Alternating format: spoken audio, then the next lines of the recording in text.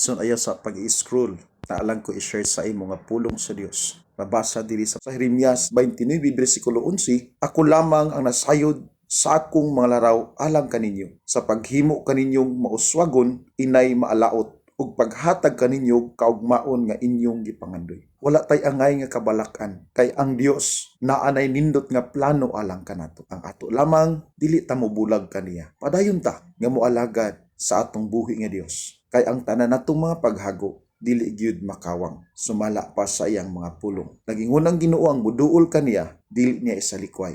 Ang magtawag kaniya og nagapangita kaniya, makaplagan siya. Kung ang Dios nagluwas kang David gikan sa kamot ni Goliath, luwason sa ikaw igsuon sa imong dagkong problema. Kung ang Ginoo nagtuman siyang saad ngadto kang Abraham, tumanon usab sa Dios ang iyang mga saad diha kanimo. Igsuon, salamat sa imong pagpatalinghog. Ang Dios magpanalangin kanimo sa ngalan ni Jesus. Amen.